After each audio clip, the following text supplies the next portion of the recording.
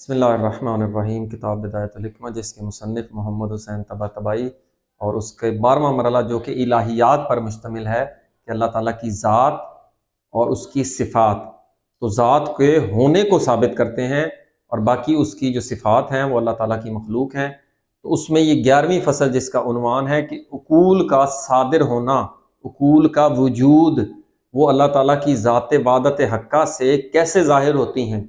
تو گویا کہ اصل مسئلہ یہ ہے کہ وحدت سے کثرت کہاں سے آ گئی۔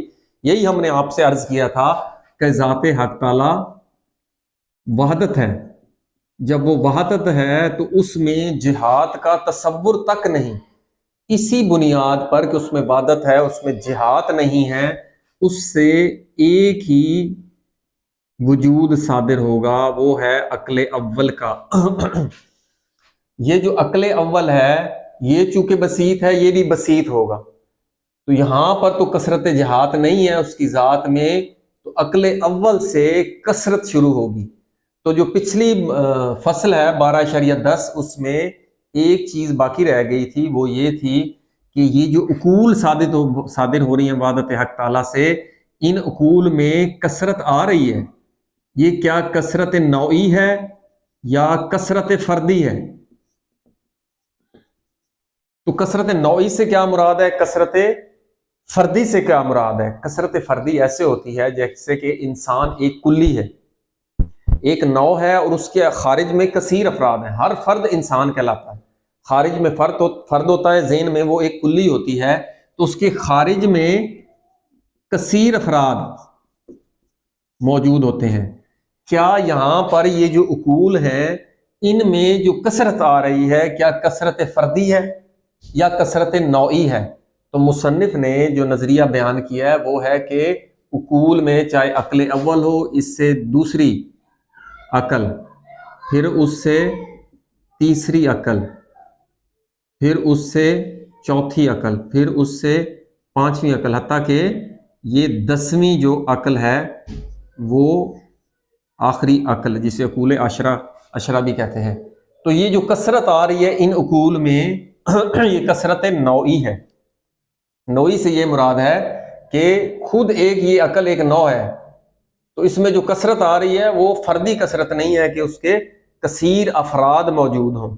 یہ ایک نظریہ تو مصنف نے بیان کیا، لیکن یہاں پر اس نے کہا کہ عرض کیا تھا کہ اللہ تعالیٰ کی ذات حق تعالیٰ سے عالم عقل، یہ سارا عالم عقل ہے،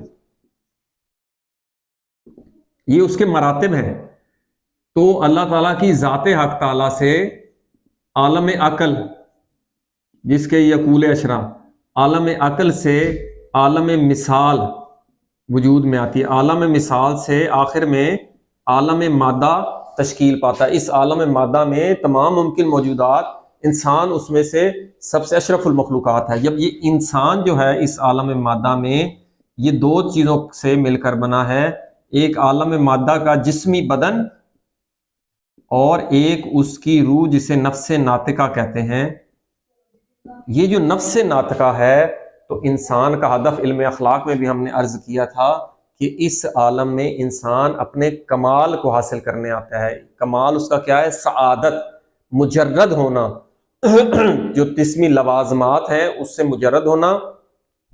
جب وہ مجرد ہوتا ہے تو اس جسمی جو اس کے لوازمات ہیں ان سے محبت و انس اور رغبت کو ختم کرتا ہے، تو وہ اس نفس ناطبہ کے مراتب جو اس عالم میں سب سے آخری مرتبے میں ہوتا ہے، جب وہ پیدا ہوتا ہے تو وہ طبیعت کے مرتبے میں ہوتا ہے، لیکن یہاں فعلی ہونے آیا ہے، یہ بالقوہ بدنی لحاظ سے بالقوہ تھا تو فعلی ہونا ہے۔ تو طبیعت کے مرتبے سے انسان ترقی کر کے نفس کے مرتبے سے انسان ترقی کرتا ہوا قلب کے مرتبے میں، پھر اس سے کے بعد روح کے مرتبے میں یا اوپر مرتبے میں بھی جا سکتا ہے، جیسا کہ سر، خفا اور اخفا۔ لیکن یہ جو روح کے مرتبے تک پہنچتا ہے انسان، اس بدنی لحاظ سے یہ انسان ترقی کرتا کرتا اس عالم مادہ کو کراس کرتا ہے، اس عالم میں مثال سے تعلق قائم کرتا ہے۔ اکثر آپ نے دیکھا ہوگا کہ جو خواب آتے ہیں اس کی بڑی اقسام ہیں۔ جو سچے خواب انسان کو آتے ہیں وہ انسان کے مرتبے کو ظاہر کرتے ہیں کہ وہ اب اس مرتبے سے نکل کر اس مرتبے تک پہنچا ہے۔ تو وہ عالم مثال سے اس کا ایک ربط ہوتا ہے۔ جب اس عالم مثال سے انسان مزید ترقی کرتے ہوئے اس عالم عقل تک پہنچتا ہے، تو گویا کہ اس عالم میں کتنے انسان ہیں جو ترقی کرتے کرتے اس عالم عقل تک پہنچتے ہیں، جس کے یہ مراتب ہیں، تو اس کو کہتے ہیں عقل مستفاد، جو ترقی کرتے کرتے انسان۔ اب یہاں پر مصنف کہہ رہا ہے کہ ہم نے تو عرض کیا تھا ان عقول میں کثرت نوعی ہے، یہاں سے تو کئی افراد جو ہیں ترقی کرتے کرتے اس عقل مستفاد میں کے ساتھ اتحاد قائم کرتے ہیں، تو یہاں پر ایسے لگتا ہے کہ یہ تو اتنے افراد ہیں جو پہنچ رہے ہیں، تو یہ کثرت نوعی نہیں بلکہ کثرت فردی لگتا ہے۔ تو یہاں پہ مصنف نے عرض کیا ہے کہ جب اوپر سے نزول ہوتا ہے عالم عقل، عالم مثال، یہ نوعی ہے۔ عالم مادہ میں پھر جو نفس ناطقہ ہوتی ہے، یہ اوپر سے نیچے آئے تو کثرت نوعی ہے، لیکن یہ نوعی یہاں پہ تعلق نہیں رکھتی، کیونکہ انسان بدن کے ساتھ متعلق بھی ہوتا ہے اور وہ عقل مستفاد کا فرد نہیں کہلاتا، وہاں پہ اتحاد ہوتا ہے۔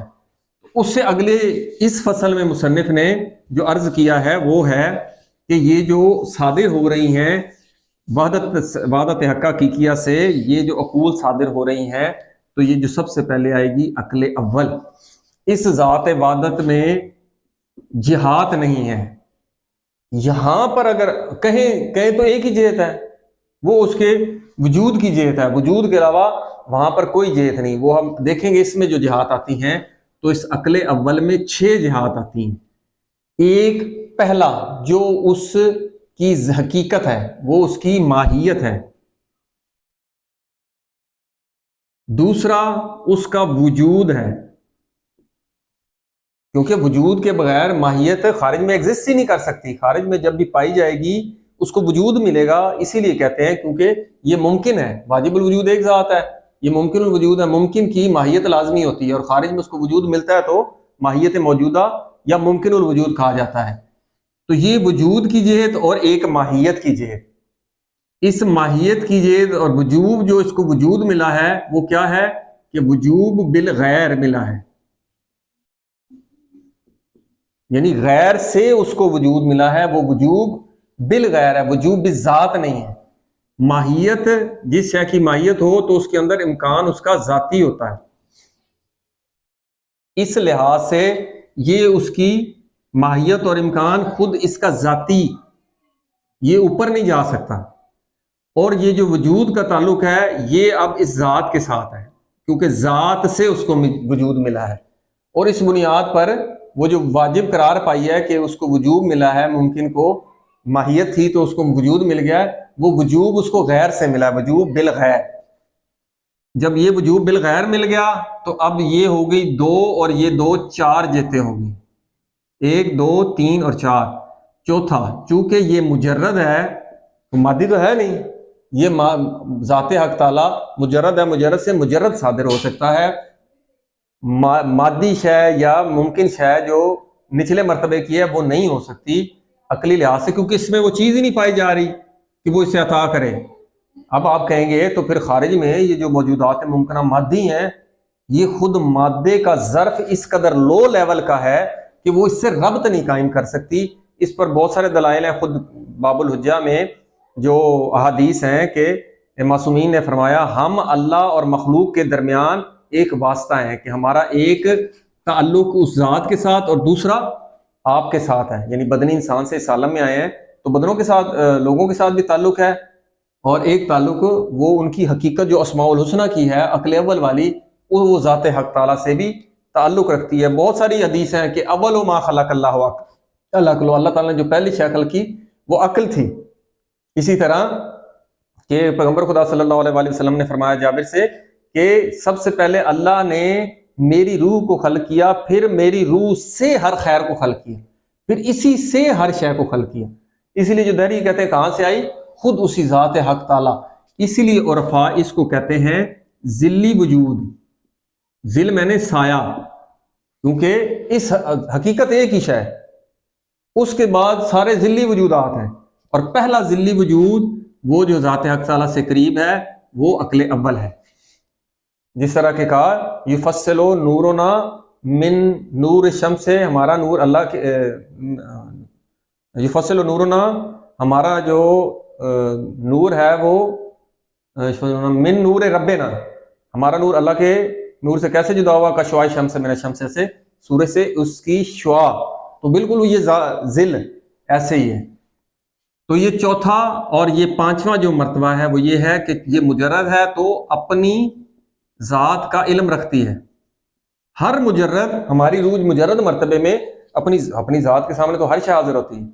اور پانچواں ہے کہ وہ جو وجوب بالغیر ملا اس ذات سے، اس بنیاد پر وہ اپنی علت کا بھی ایک حد تک علم رکھتی ہے۔ تو 6 جہات اس عقل اول میں آئیں آٹومیٹیکلی عقلی لحاظ سے۔ جب یہ 6 جہات آئیں تو اس میں کثرت ہے، اور یہ کثرت فردی کثرت نہیں ہے۔ تو اب عقل اول سے جو عقل ثانی ہے وہ کس طرح صادر ہوگا، تو وہ آپ سے عرض کریں گے کہ عقل اول میں جو جس جہت سے یہ اللہ تعالیٰ سے اس کو وجوب ملا ہے، اور اپنی وجودی جہت سے جب وہ اپنی ذات پہ نگاہ کرتی ہے تو وہ اس کے علت کا مقام ہے۔ جب یہ علت قرار پاتی ہے تو پھر اس سے عقل ثانی یہ اس کا معلول ہے۔ اشراقی نظریے میں تھوڑا اختلاف ہے، البتہ یہ جہات ہیں، یہ جہات بڑھتی مثلا اس میں اگر اشراق کے مطابق 2 جہات ہیں تو وہ 2 اس والی بھی، ایک یہ بھی جہات ملا کے، اور اس کی اپنی بھی ایک جہت ہوگی وہ اپنی ذات کی طرف، اور ایک اپنے معلول کی طرف، وہ جہات بڑھ جائیں گی، وہ تفصیلی ہو جائے گا۔ تو بڑا آسان ہے کہ عقل اول اپنے اس وجود جو اس کو عطا ہوا ہے، جب وہ علت کی طرف نگاہ کرتی ہے تو اس سے جو ہے عقل ثانی، اس علت سے یہ معلول عقل ثانی یعنی دوسری عقل وجود میں آتی ہے۔ اس دوسری عقل جب دیکھتی ہے اپنے اس کی طرف تو پھر اس سے عقل ثانی اور ثالث یعنی تیسری عقل، پھر عقل ثالث کے بعد رابع، پھر خامس، تو یہ چلتے چلتے یہ بالکل آسان اور واضح ہے۔ تو یہ 10 عقول، اور پھر ان دونوں میں اختلاف کیا ہے کہ ہر عقل جو علت ہے وہ اپنے معلول سے اولویت رکھتی ہے، کلی قانون ہے، اور وہ جو عقل اول عقل ثانی کو وجود دے رہی ہے تو اس کو وہ اپنے اندر بدرجہ عتم پائے ہوئے ہے۔ کس قانون کی بنیاد پر؟ وہ قانون واضح ہے کہ موت الشے لا فاقد الشے، کہ جو چیز اس کو عطا کر رہی ہے وہ اس سے فاقد تو نہیں ہوگی۔ میں کسی کو کوئی چیز دوں گا، میرے پاس ہوگی تو میں دوں گا نا، تو وہ اس کے پاس بدرجہ عتم علت کے پاس وہ چیز موجود ہوتی ہے۔ تو اب مشاء کا نظریہ یہ ہے کہ جب اس عقل اول نے 2 جہتیں ہیں، اس کے ایک وجودی جہت، ایک اس کی ماہیت والی جہت۔ ماہیت کیا ہے جی؟ ماہیت اس کی ذات، ممکن خود اپنی ذات میں یہ کچھ بھی نہیں ہے، ماہیت ہے، ممکن ہے، لیکن اس کو وجود ادھر سے ملا ہے۔ تو جو ایک جہت ادھر سے آئی ہے وہ اس کی وجودی جہت ہے، اور ایک اس کی ذاتی استعداد، وہ پاورفل استعداد پہلے مرتبے میں، وہ اس کی ماہیت ہے۔ اب اس میں یہ 2 بنیادی جہتیں ہیں۔ وجود کی جہت سے یہ عقل جو ہے ثانی بنے گا، لیکن اس کی ماہیت کی جہت سے اس کے عرض میں فلک الافلاق موجود ہوگا، کو وجود ملے گا۔ یہ فلک الافلاق جو نواں فلک ہے، سب سے بلند، جس کی حرکت سے تمام افلاق متاثر ہوتے ہیں، حتیٰ کہ جب ہم آخر میں دیکھیں گے کہ جسمی عناصر جو ہیں ان کو جو استعداد، لامحدود استعداد، ان کی کثرت سے جو چیزیں بنتی ہیں وہ استعداد فلک الافلاق کی حرکت سے آتی ہے۔ اب عقل بالکل بے عین نہیں، جیسے اس کے وجود نے اس کو وجود دیا اور اس کی ماہیت نے اس کے عرض میں فلک الافلاق ہو، ٹھیک ہے۔ اب عقل ثانی جو ہے اس میں بھی 2 جہتیں ہیں، ایک اس کی وجود کی جہت جو ادھر سے آ رہی ہے، اس جہت سے عقل ثالث بنا، اور اس کی ماہیت کی جہت سے یہاں پر فلک ثانی بنا۔ اسی طرح اس کے وجود کی جہت سے یہ چوتھا عقل بنی، اور اس عرض میں فلک ثالث یعنی تیسرا فلک بنا۔ اسی طرح چلتے چلتے وجود کی جہت سے یہ عقول بن رہی ہیں، اور اس کے عرض میں ان کی ماہیت کی جہت سے افلاق کو وجود مل رہا ہے، حتیٰ کہ یہاں پر چلتے چلتے 10ویں عقل کے مقابلے میں جو فلک نہم ہے، 9वां फलक, पहला दूसरा तीसरा चौथा 9वां फलक बनेगा जब ये इनको अकूल आशरा कहते हैं, यानी अकल आशिर 10वीं जब अकल होगी तो इससे आगे फिर जो ये जिस्मी अर्ज में बन रहे हैं तो ये अनासिर अरबा तश्कील पाते हैं। फिर अनासिर अरबा जो है ये मादा से, क्योंकि आप देखें ना, हमने जिस्म की तारीफ की थी कि जिस्म जो होता है मादा और सूरत से मिलके बना होता है, तो नासिर अरबा का मर्तबा पीछे है। मादा उला हिवला जो है कुल आलम मादा जो कि बसीत होता है उससे ताल्लुक होता है सूरतों का। पहली जो सूरतें आती हैं वो 4 अनासिर की सूरतें हैं। फिर अनासिर अरबा भी हकीकत में खारिज में ये मौजूद नहीं होते, जो हमें चीज़ें नज़र आती हैं वो इन अनासिर अरबा की तरकीब से, आग, पानी, मट्टी, हवा, हमें जो हवा नज़र आती है वो मुतलक हवा नहीं है कि उसमें कोई चीज़ शामिल ना हो। इसी तरह मट्टी भी ऐसी नहीं है, इसी तरह पानी भी और आग भी ऐसे नहीं है कि आग जो है आग के अंदर हवा, मट्टी, डस्ट शामिल होती है, वो प्योर आग नहीं होती। तो इनकी तरकीब आगे होती है, आग, पानी, मट्टी, आग की तरकीब यानी उसकी निस्बतों से 5%, 2%, 70%, 23% उससे एक वजूद मिलेगा। इनकी निस्बतों के बदलने से जो तरकीब से मौजूदात वजूद में आती हैं उनकी इस्तेदाद भी मुख्तलिफ, और ये लामहदूद मौजूदात और लामहदूद इस्तेदाद जो ह्यूला के साथ मिलने से होती है, और इनकी इस्तेदाद का ताल्लुक इस फल्कुल अफलाक से है। ये जो फल्कुल अफलाक है ये जब हरकत करता है तो उससे इनमें इस्तेदाद, लामहदूद इस्तेदाद पैदा होती हैं। ये फल्कुल अफलाक जब हरकत करता है तो इसमें ये हरकत से इसके अंदर की एक चीज, उसकी हकीकत साबित रहती है। आप कहेंगे कि हरकत भी है और साबित भी, हरकत करती हुई चीज साबित तो नहीं होती। तो इससे अर्ज करेंगे कि जैसे मौजूदात में चाहे आप बीज ले लें, हैवानी या इंसानी नुत्फा ले लें, बीज बढ़ते बढ़ते पौधा दरख्त बन जाता है, नुत्फा बढ़ते बढ़ते छोटा बच्चा, बदन, फिर जवानी, जितना भी तब्दीली आ जाए उसके अंदर उसकी एक हकीकत। इसीलिए कहता है ना, मसलन मैं जो हूँ जब से पैदा हुआ, बल्कि नुत्फे से आज तक मेरी जो हकीकत है, जो मैं हूँ, वो कोई और चीज़ तो नहीं बनी। उसमें सूरतें आ रही हैं, उसमें कद बढ़ रहा है, वजन बढ़ रहा है, चीज़ें अंदर तब्दीलियाँ आ रही हैं, लेकिन वो जो मेरी असल हकीकत एक शय है, वो मेरी वो तो साबित है। अगर ये गंदम का पौधा है या आम का पौधा, दरख्त बन जाएगा, बीज, आम का बीज, तो वो आम उस आमियत से तो नहीं निकलेगा, कितनी तब्दीलियाँ आई हैं। तो ये बात भी ध्यान रखें, फल्कुल अफलाक की हरकत से उसकी जो असल हकीकत है, बातिन है, वो साबित रहता है। जैसे हमारी रूह तो साबित है ना, ये जो मादी हयात बदल रही हैं, आराज बदल रहे हैं, सूरतें बदल रही हैं, तो एक चीज़ साबित रहती है।